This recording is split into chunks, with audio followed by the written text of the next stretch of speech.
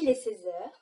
Bonjour à tous et bienvenue dans la Minute Patrimoine présentée par Manon Tréport sur Radio Culture G.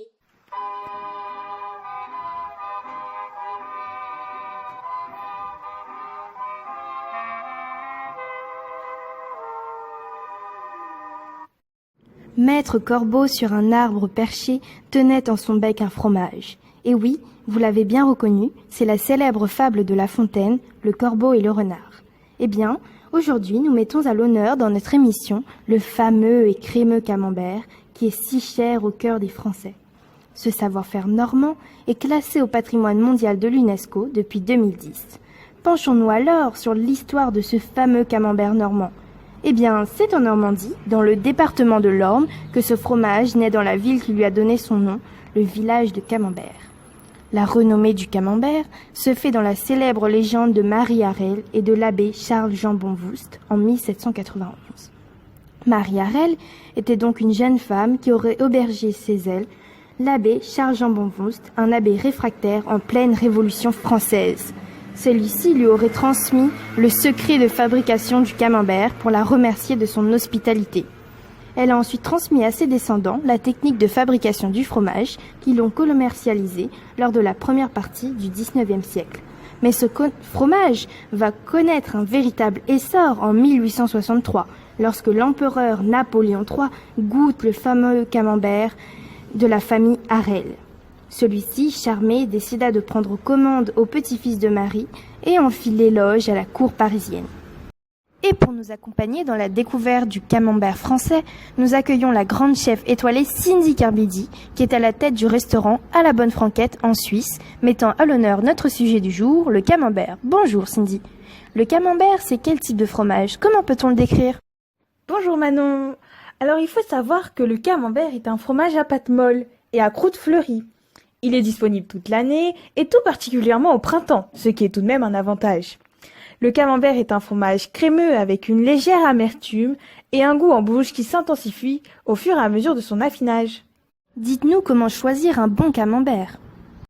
Pour repérer un bon camembert, il faut utiliser presque tous nos sens.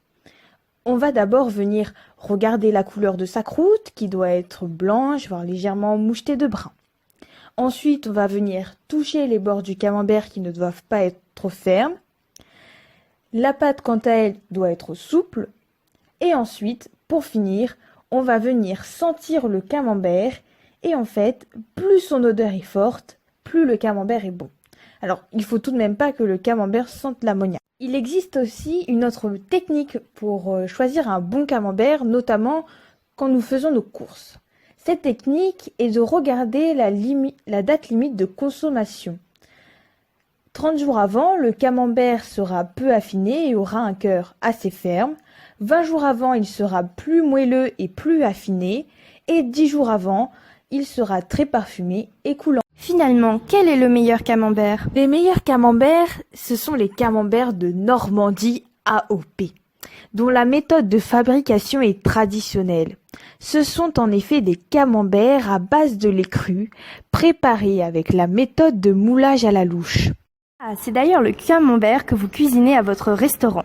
Vous avez bien fait de préciser camembert de Normandie AOP, car, pour la petite histoire, le camembert de Normandie fait l'objet de nombreuses contrefaçons qui peuvent s'expliquer par la possibilité de nommer un fromage camembert seulement en précisant son lieu de fabrication en 1926.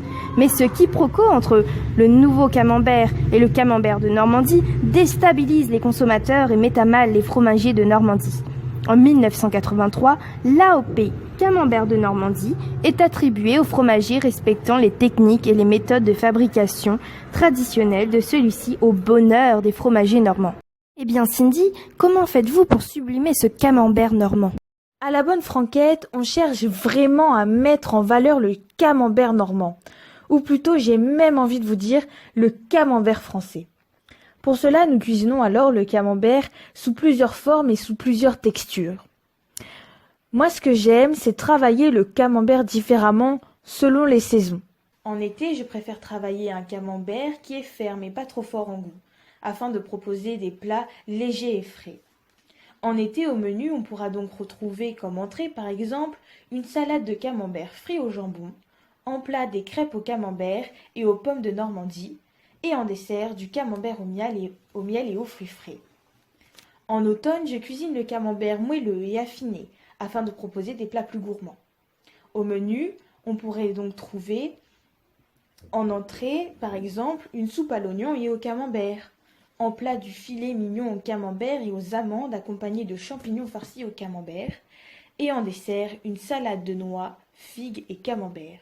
Enfin, en hiver, je cuisine le camembert coulant et parfumé afin de créer des plats très gourmands, comme par exemple le fameux camembert rôti en entrée, en plat de la fondue de poulet au poireau et au camembert, et en dessert une crème brûlée au camembert. C'est surprenant de voir le nombre de recettes que vous faites à base de camembert, alors qu'on a l'habitude de le retrouver seulement sur nos plateaux de fromage. Avez-vous donc des conseils pour nos auditeurs afin d'ajouter le camembert à leur plat? Et oui, le camembert est un produit rarement cuisiné, mais pourtant il est très facile de l'associer à nos plats. Et oui, le camembert est facile à cuisiner. Pourquoi? Parce qu'on peut le cuisiner sous toutes ses formes, chaude, froide ou même rôti au four dans sa boîte. On perce alors la croûte et on déguste le camembert coulant, chaud, avec du pain croustillant, une bonne salade, un filet de miel ou de la confiture. On peut aussi le couper en morceaux, l'ajouter dans les quiches, les tartes et les cakes. Une part de camembert pané avec de la gelée de groseille, c'est aussi très bon. Enfin, le camembert marié avec les pommes vertes légèrement acidulées et les noix, c'est un régal. Vous avez parlé de ce fameux camembert rôti au four et coulant dans sa boîte. Eh bien, savez-vous que cette boîte a-t-elle aussi toute une histoire? C'est Eugène Riedel qui permettra au camembert de s'étendre au monde entier en créant la fameuse boîte en bois du camembert en 1890.